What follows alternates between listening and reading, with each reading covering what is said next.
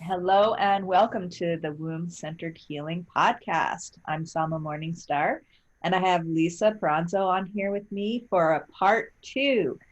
Lisa was on the podcast a while ago. You may have recently listened to that podcast where we talked about Lisa's womb centered healing journey, and we were just starting to get into some juicy discussion about about women and fitness and how we can work with the menstrual cycle, how the menstrual cycle can guide our fitness endeavors, our exercise, and how we move our bodies and how we support our bodies with activity, like physical activity, and also nutrition and how we can nourish ourselves in these female or menstruating bodies, if you will, because there are some menstruators out there who don't identify as female or feminine. So, and the menstruating bodies need very specific, different kinds of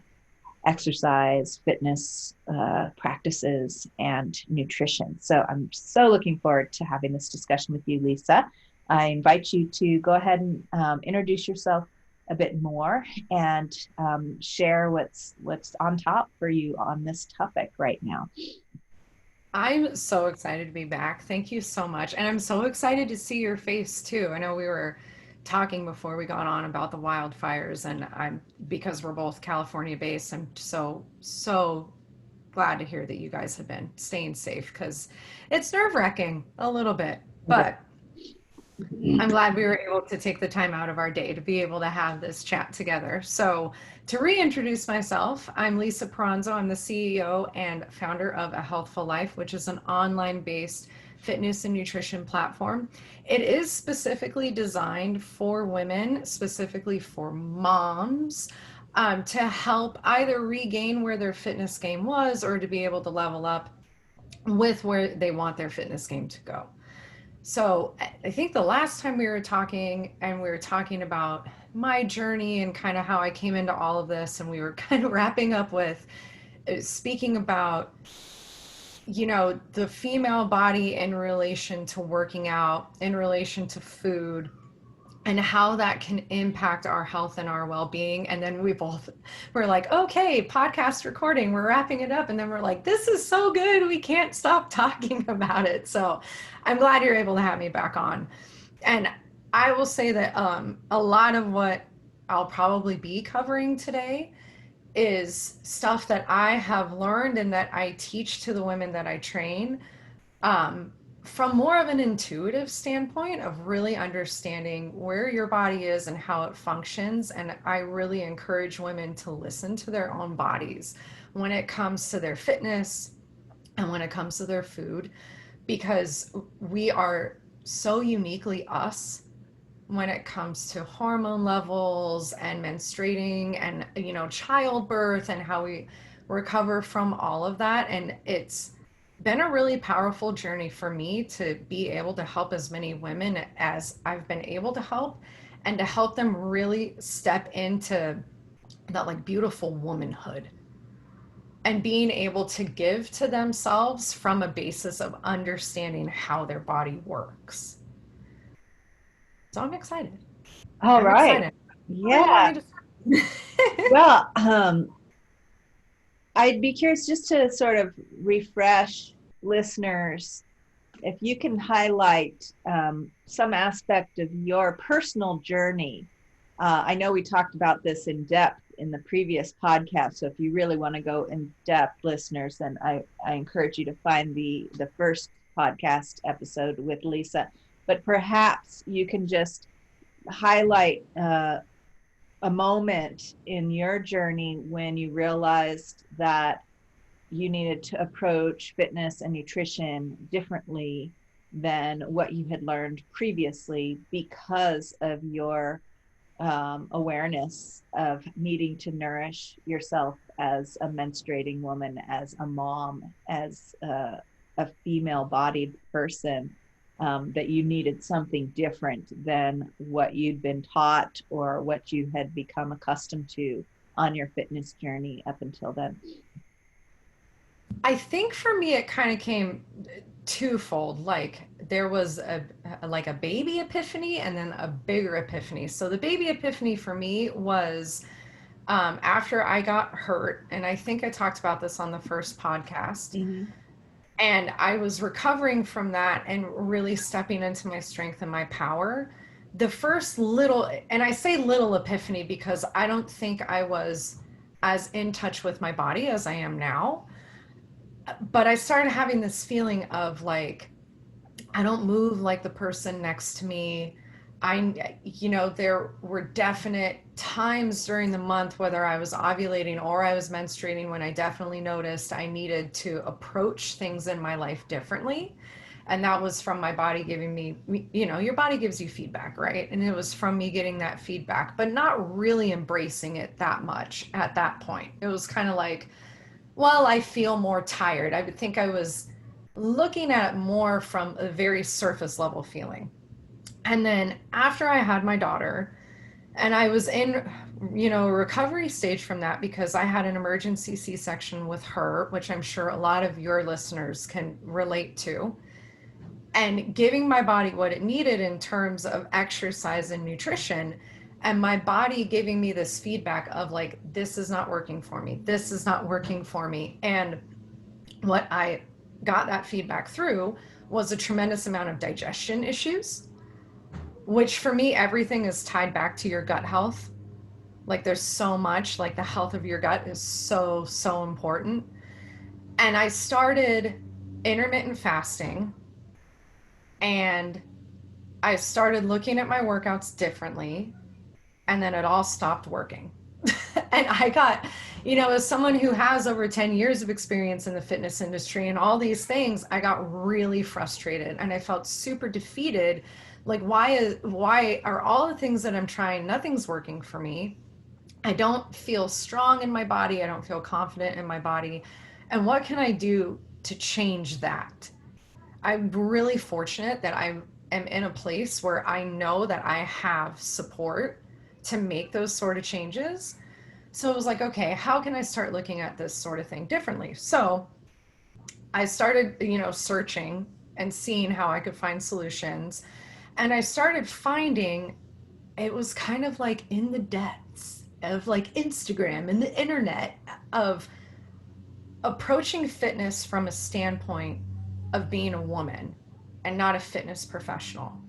And when I started reading up on it, and then when I started listening to it within my own body, practical application, it was like this huge light bulb of like, where have I been all of these years? Like, I'm very basically put, right? Because unless you have access to a doctor that's doing blood draws regularly where you can see where your hormones are, you really do have to tune in and figure out where things are at when you're in your cycle.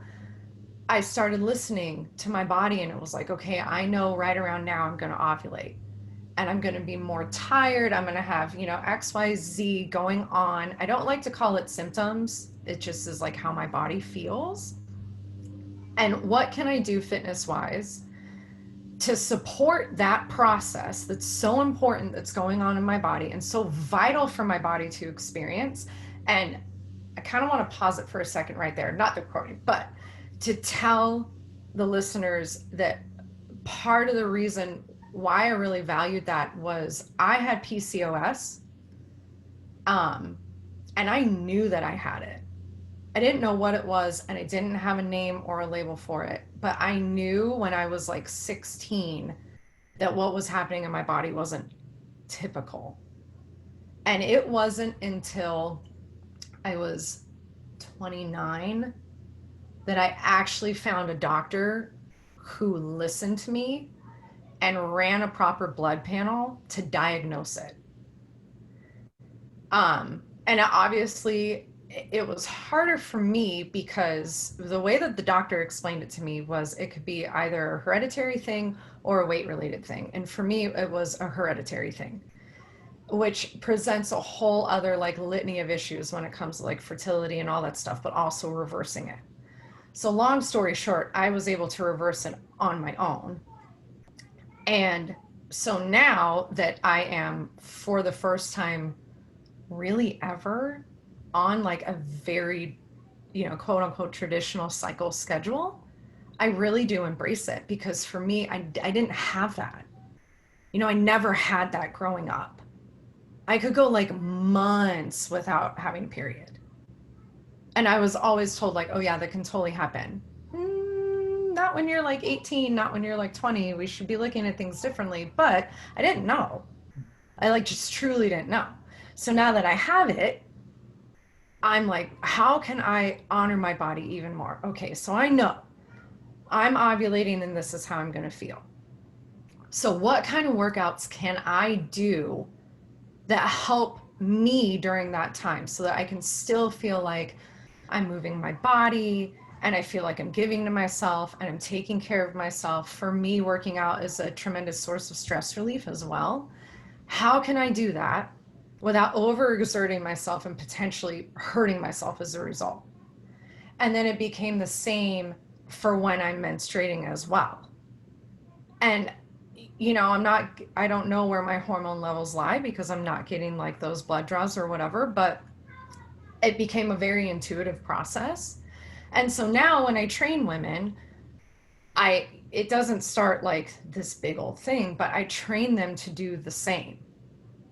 A lot of the women that I train are very in touch with how their cycle functions within their body, and really encouraging them to listen to that. So if when you're ovulating, you might feel more fatigued, or you might have certain like body feelings that arise, like what can we do for you so that you can still feel like you're moving forward on your fitness that will respect your body, knowing that when that time is done, we can go and do other things. And then when you're menstruating, we can, take it back a notch. For me, it almost feels like giving my body a chance to rest so that it can facilitate that other process, if that makes sense. Oh, absolutely. And what I'm loving hearing about what you're describing is a huge shift from the typical narrative in the fitness industry that talks about dominating your physical body, mind over matter, making your body do it, even if you don't feel good, pushing through the pain. There's such a narrative about that with a lot of the fitness industry that that you came to this realization that, wait a second, what's going on in my body is precious and it's valuable and it's important, and it needs to be honored and listened to instead of ignored and dismissed. And I just hear how I want to celebrate you for having this experience of being ignored and then finally being listened to, and receiving that experience as a lesson, like, well, wow, what a difference that felt when you were ignored for all those years by doctors and even family members and friends, that you were saying something's not right and everybody was like, nah, you're fine, right? And then finally somebody says, actually, let's take a deeper look at what's going on with you, and they listen to you, and suddenly you're like, yeah, I knew that all along. That feels like that was really impactful moment. And that started this, maybe that was even like a pre-baby epiphany of in that moment for you, saying, wait a second, what would it be like if I listened to my own self and insisted that what I knew all along was really true? And so then now that's what you're doing. That's what I see you putting into practice with each of these baby epiphanies and bigger epiphanies of like, what if I listen to my own wisdom that's arising? What if I listen to my own body and take that as valuable information, not as something to push through, push past, override, dismiss, but actually something to listen to with valuable information, shifting the whole relationship between what your mind thinks your life is supposed to be about and what your body is telling you your life is supposed to be about, as though those were two separate things, right? When really it's an integrated whole. Yeah. Well, And on that note, I mean, I will say this like kind of deeper level thought that we're talking about wasn't something that was an immediate thing for me. It was something that it came about over time. And it came about through me, really looking with a critical eye at my profession and at my industry and realizing that a lot of the research out there that is fitness based or intermittent fasting based or nutritionally based is based off of a man. And I love my men and I love my husband and all that, but they're a very stereotypical male is not necessarily experiencing the same hormonal fluctuations as women. Like my husband versus me, our hormones look completely different, as they should, and you would expect. So it was me going, okay, so this adage of like mind over matter when you're in a really difficult workout. And I can completely appreciate the mind over matter pushing your limits as a means to get stronger. Asterisk, when it's appropriate. And I've always told my clients when it's appropriate, when it's appropriate. And I think a lot of that comes from my background of having so many previous injuries. And then it was thinking about it in terms of my cycle as well. Is it appropriate for me to push my body to that extent when my body has this very big other process that it's going through? And I mean, I know I'm not alone when it comes to like how challenging menstruating can be for some women and painful aspects and the like all of that stuff. It can be a lot. It's when you think about it on like a bigger scientific scale, I guess for me, I'm like, man, I'm so impressed with what my body can do. Like this is amazing. But if I know my body's going through this really big process, why not why, but is it appropriate for me to push to that degree on a workout? Am I going to see the kind of results that I want to see from that workout if I'm pushing to that degree? Or am I going to potentially do detrimental harm to myself? Well, this is a really good question too, because, okay, so there's the big process of menstruation, right? Which is a natural, healthy, in fact, vital, important process for us to go through. And we've been taught, and this is a source of so much of our suffering and pain, not only as individuals, but as a society. We've been taught to override and dismiss that just across the board and try to just do everything that we would normally do with no regard to that, and to strive to do things like men with, to totally dismiss and disregard menstruation. Okay, so there's that. Well, and it Right. sounds like from what you were talking about in our previous one, that you started to wake up to how this wasn't working, not only when you were listened to finally by the doctor about your menstruation, but also in your recovery from an injury.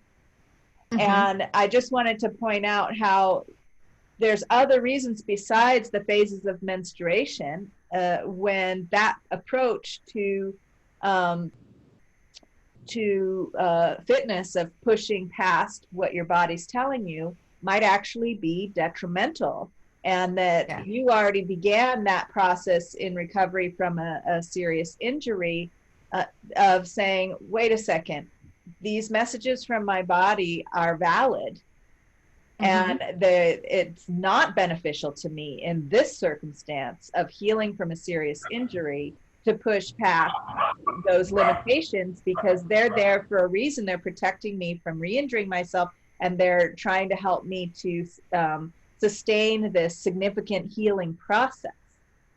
Mm-hmm. And I think And that's the case for a lot of people. Might not be an injury, but could be like a chronic illness. I know several people who have inflammation based or autoimmune based illnesses at a certain point. Our society and our diets and all this adds up to a lot of people having serious uh, uh, ongoing illnesses that require attention, and that kind of pushing through and pushing past just causes more inflammation, more autoimmune response, all of that. And so I love how this different approach, how menstruation is actually teaching us how we can approach, how everyone can approach fitness and exercise and all of that in a more healthy way that addresses everybody's needs in any given place that they're at, whether, you know, regardless of gender, whether they're menstruating or not. I know there's, you know, my husband, for example, he has, you know, he has to really closely monitor and listen to his body. And when he tried to be in the fitness industry himself, he went through a similar process as you described because of his own specific health needs. And it's not just menstruators that need to listen to the body, you know. So what were you going to say? I kind of kept going, even though it sounded like I like that, because what you're saying is it's like the biofeedback, right? mm-hmm.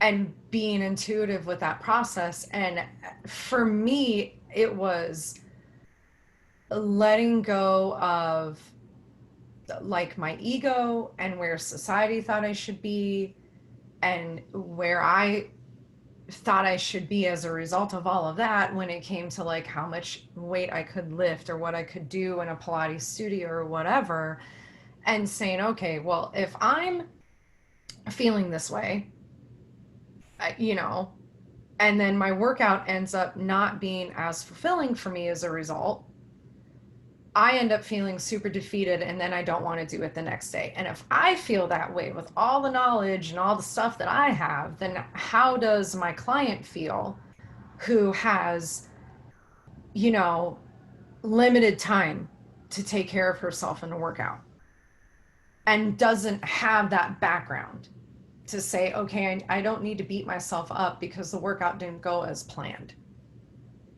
What if we shift that thinking? What if we shift how we approach it completely and say, okay, we know this week you're going to be menstruating. And we know that day 2, day 3 are going to be particularly very difficult on your body. What can we do instead that make you feel fulfilled, that make you feel accomplished, and that make you feel successful? Because for me, this isn't the 30-day fix. This is the lifestyle that we're choosing to have, is to be healthy. And health has to include every single aspect. It is not just a matter of doing 30 days on some very rigid and strict program and then being done with it. And I think that mindset started when I was recovering from the injury, because I mean, I can very distinctly remember I had gone through my surgeries, I had gone through the PT, I was walking again without assistance, and I kept going and getting cortisone shots from my doctor because I knew if I got the cortisone shot, I could turn around and run. And I wanted to run. And there was a lot of psychological stuff going on that made me want to run, but I wanted it. And I remember it must have been on like cortisone shot number 6. Not good. And she sat me down and she said, I don't want to see you back here unless I can cut you open again. That was her. She's an extremely assertive doctor. I love her. She was, I said, I got to disclaim that. She was a personality I needed at the time because she was absolutely no BS with absolutely every person, including me. And she said that. She was like, unless I'm cutting you open, I don't want to see you back here. And she said, you have to take a critical look at the decisions that you're making in terms of your health, because you're 21 years old at the time. What do you want life to look like when you're 30? What do you want life to look like when you're 60? Do you want to be able to support the weight of a pregnancy? Do you want to be able to walk without assistance? How do you want things to go? And it was just like, I mean, you know, 21, I was 21. So I was like, that wasn't in my realm of thought. But then I really started thinking about it. Like, how do I want the quality of my life to be? Do I want other people to have to take care of me because I've made poor decisions and am unable to take care of myself? So this doctor was laying it out for you that if you continued to force your body to perform at the level that you'd grown accustomed to on top of this injury without giving it adequate time to recover, and without adjusting your approach to the fact that you'd had a very serious injury that required multiple surgeries to put you back together. I mean, this is a big deal, and this doctor really helped you wake up to that fact and start making better choices and listen to the fact, instead of like drugging yourself to be able to keep running, to say, wait a second here, that's going to be long-term detrimental to me. That's going to jeopardize my ability to be able to walk even, or even have a baby and be able to walk when I'm pregnant down the line. Yeah, I might be able to run today and get that fix of whatever it is, the what's that hormone that we get? Oh, the endorphin Endorphins, right? Get that endorphin rush that makes me feel on top of the world. And, you know, and I feel like that's what a lot of like hardcore super fitness people are really hooked on, that. And that's part of, and it's a beautiful thing to be able to regulate our nervous system in that way, and that deep relaxation and that feel good feeling that we have. And there are many other ways to do that that do not abuse our bodies. I am a perfect testament of that. I have never enjoyed intense athleticism, and I'm all about feeling good and not being stressed out. And I could train you on any number of ways to get the same kind of relaxation, stress relief, and all of that that doesn't abuse your body. And so, but many of us have that initial, who are people who are really into intense athleticism, I think might just rely on that, and it's not sustainable necessarily over the course of their entire life, especially if they've had an injury, especially if they're female or a menstruator, and don't honor the intense process that is to be a menstruator, and end up very depleted later on in life, because there hasn't been that attention to nourishing and replenishment of the body, and just continually exerting. Mm-hmm. And that word depleted is so appropriate, because that's what was happening, is I was depleted, and then I was also depleted nutritionally. So then it was looking at, you know, after I had my daughter, I started intermittent fasting, and then I started diving, similar to how I did it with the fitness stuff, into intermittent fasting, and looking at it differently as a menstruating woman. So switching how I do that in relation to my cycle. And I will tell you now, because I've tweaked it like 5,000 times and all that kind of stuff. And my clients who want to intermittent fast, I walk them through it and teach them how to do it in ways that are appropriate for them, which might not be the same way that I do it. It's ways that are appropriate to them and honor their body. And I know for me, I feel stronger and better. And I also like all the gains that you want to have, I've had, but I've had it from a place of being super respectful to myself and not being depleted and not feeling like I'm so deprived that I can't give to the people around me. Because at the end of the day, like, that's one of the biggest priorities as a woman, as a mother, for me, is taking care of my tribe and using fitness as a means of self-care to fill my cup so that I can give to people in my tribe without doing it from a place of deprivation. And being able to step into that has been more powerful than anything else I have ever done.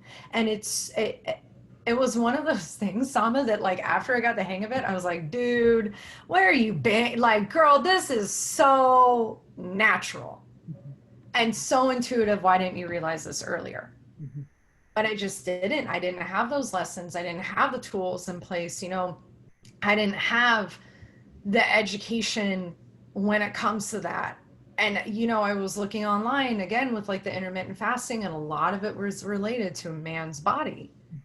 Well, you know, the reason why we don't have that is because we've been taught something that's contrary to that. And we've had that indoctrination that we have to then unlearn. We've been taught to be shameful about our menstruation. We've been taught to disregard the importance of menstruation. We've been taught to override the messages of our body and not listen to them. It's that whole indoctrination takes some unlearning, because it's actually indoctrinated upon us quite violently and through a lot of trauma throughout our childhood that we achieve that indoctrination. So a lot of that unlearning is about trauma recovery and, unlearning what we learned in the traumatizing circumstances of our upbringing and our schooling and all of that. And so that can take a minute to get back to the natural instincts, to wake them up again, because they got suppressed and we were told not to listen to that, and that's not valid so many times in so many traumatizing ways that our nervous system just got in the habit of overriding and dismissing that. And so I just want to normalize that for you, to have another like easier on yourself moment. For all of us who might be listening, why didn't I hear this sooner? Why didn't I understand this, sooner? Is that it's because there's been this huge indoctrination process that goes back generations. And that it's built in fundamentally into our social structures and systems and family systems and all of that. And that it's a huge recovery process, an unlearning process.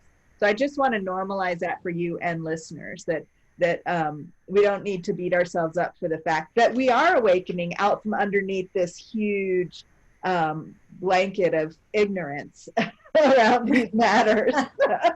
It's like we finally get to the edge and we're like, oh my God, some fresh air. Where have I been? Well, you've been under this huge blanket of indoctrination.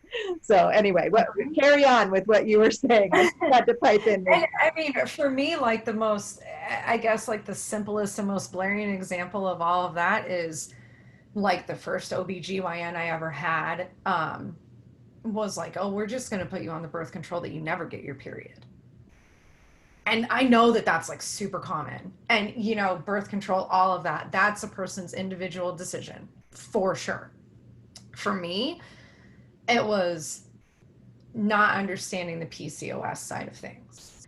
And then when I found the doctor, who I still have him now, he's amazing. Like I will ask him medical questions before I'll go to like anyone else, because he really does listen. And after I had my child and I was deciding what route of birth control to go, he actually encouraged me to go with something non-hormonal. And he was like, you're doing all this work. I had reversed my PCOS through nutrition. And with intermittent fasting being a part of that, he was shocked and awed and super excited about it, because he was like, this is super rare. And he was like, if we can get this under control and, you don't mind, he put it as, you don't mind having your period once a month, which I truly didn't, because it's kind of like a novelty still in a way for me. He was like, we can get your body like really back on track.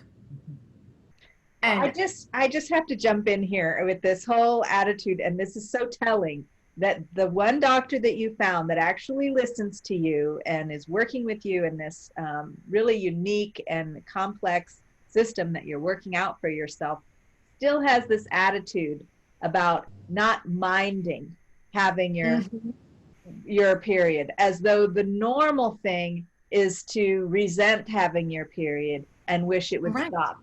And that is so normal for so many people, instead of it being an intrinsic part of how life is designed and how we're designed, and that it's this blessed, sacred thing that deserves to be revered, that we have this powerful capacity to generate new life, and that we need to be celebrating our menstruation every month. So we're just seeing how even that, the best doctor that you have that you love, is still espousing this, if you don't mind having your period every month, instead of saying, if you want to celebrate your period every month and the fact that you finally achieved this, done all this healing to, get back to this natural rhythm that's so beautiful and healthy, right? He didn't say any of those things.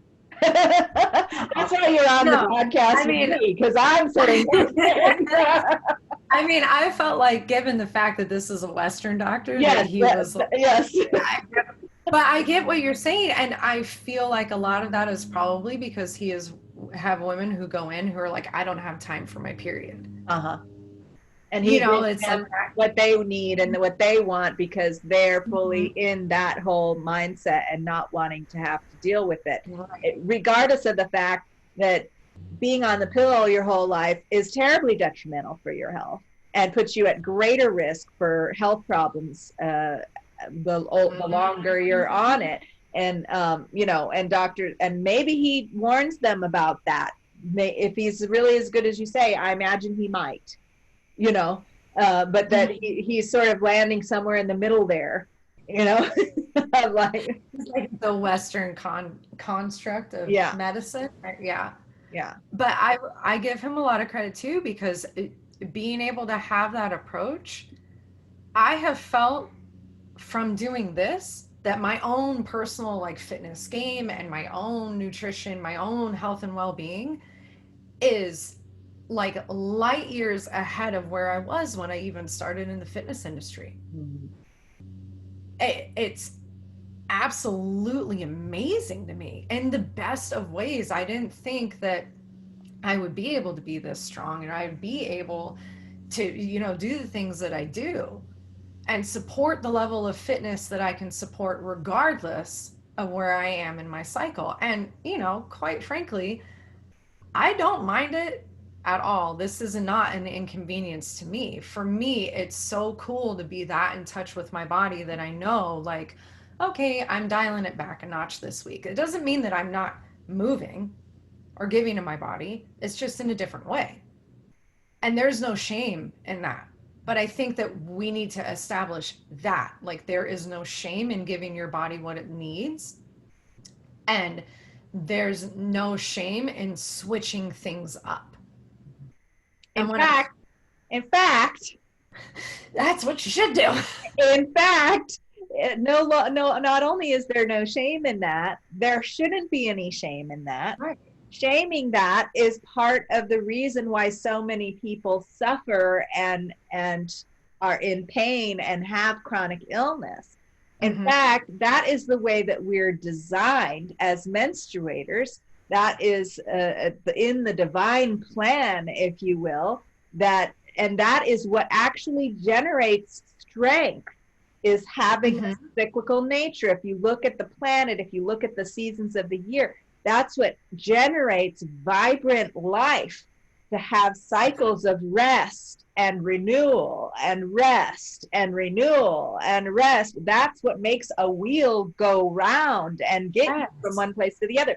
That's what's creating this wonderful glow that we see on Lisa's face and the spark in Sama's eye, is that cyclical nature that we need to be celebrating, not saying, oh, I don't have to be ashamed for honoring it, which is a good place to start. But what I want to invite listeners, and you too, Lisa, to come to is, I'm celebrating the superpower that I've discovered that's taken my fitness to a whole nother place, that I'm able to serve all these people to really find that place. Because if they tried to do it the other way, they would end up depleted by the end of their life, just like your doctor who was helping you recover from your injury warned you about.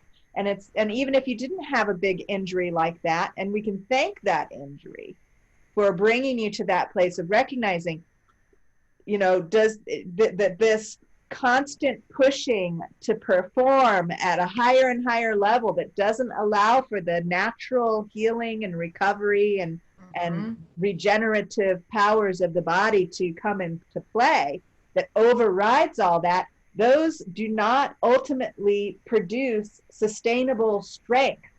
Just like the constant consumption of resources from Mother Earth do not produce sustainable societies, as we're discovering in our bouts with wildfire all of the different climate change troubles that we're having in our world right now. It does not produce, it is not sustainable. That approach to life is not sustainable. What is sustainable is what nature shows us how to do, what our bodies show us how to do, which is to be in this cyclical rhythm of exertion, growth, building, and then rest, release, Yes. relaxation. And so it not only is it, I'm not ashamed of it, I'm celebrating it. And I encourage everyone listening to do the same, that we can remember what really truly is sustainable and harmonious for our bodies and our movement. So you just got me going there. I love that though, because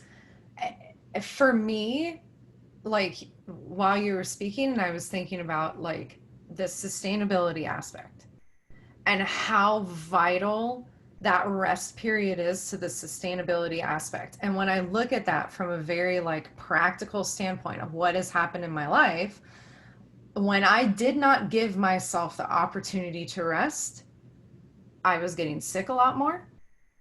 I was getting injured a lot more. I was even like depression, anxiety issues were much more prevalent. And I didn't realize how essential that rest period was until I started taking it. Now, rest assured, it was something that I did fight in the beginning because it was so counterintuitive to me. And it took a lot of months for me to be like, okay, no, this is truly what I need. And the lot of months for me to realize that was me going, okay, I rested and back into it. I feel stronger. And having that like positive biofeedback that accumulated over time that got me to where I am now is what makes me go, okay, like we're good. The rest is a necessity. Mm. Yay! Yay! I'm so glad to hear you say that. Right. And It's so not just that's something how to not be ashamed of needing, right. right? It's an actual necessity and an essential part Yeah. of this generation of strength and health and wellness. And yeah, and when I train my clients to it, they start noticing the same thing as well. Like I feel better. And you know, it has to start on like the surface level, right? So it usually starts as like I don't feel as fatigued. Mm-hmm. I'll take that. To Mm-hmm. me, that's a win. We're recognizing an emotion, how we feel in our body, and then we move forward. Mm-hmm. And then on a deeper level, as time goes on and they continue to recognize it, they look forward to it. Let me give myself a chance to step back when it comes to fitness. And for me, that's a really beautiful thing because if you look at life in general, and I think everyone can agree on this, like we're adulting like crazy. Everyone's busy. Life is very chaotic. There's so many things pulling our way. The days are can have frenetic energy and seem out of control for some people some of the time too. And there's so much power in stepping back and how giving yourself that rest period allows you to step forward in an even bigger way and an even more authentic way for those around you. So they start to look forward to that rest period because they know I'm going to feel better when this is over. Whereas before it would have been mind over matter. We're pushing through this. This should not deter me or what I'm doing. I'm going to make the same choices. Oh, and like pounding into the sand. And then they don't feel as good. They feel run down. They feel depleted. They feel tired. They don't have the energy that they need. They don't have the patience that they need.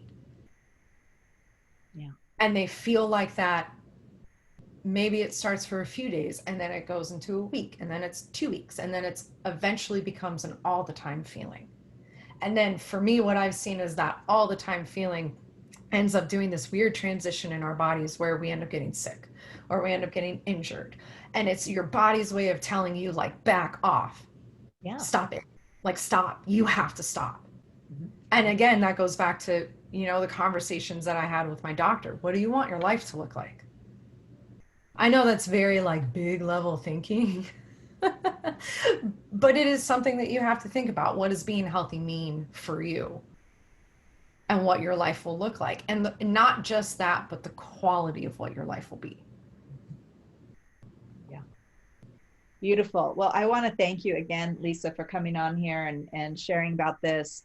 I'm sure that listeners who are interested in fitness, but not sure if they could do that usual approach, are going to be refreshed to hear your perspective and perhaps want to reach out to you, or those who are involved in that typical approach but are noticing some of the effects that you talk about, that that actually doesn't feel sustainable anymore, or might want to learn how they can get in touch with you and perhaps work with you and get some support around this different approach. How can they do that? I would love it. I will say too, I just love starting the conversation. There's so much power in just having the conversation. So the website is one of the easier ways. It's www.ahealthfullife.org, or my Instagram handle, which is at Lisa Peranzo, and they both link back to one another. So if you can remember one, or you click on the show notes for one, it will go back to the other and you'll be totally fine. And I think I said this on the first podcast, but I will offer it again. If someone is interested in coaching with me and they mention that they heard us talk, I will give them a discount on coaching. Lovely. Thank you so much, Lisa.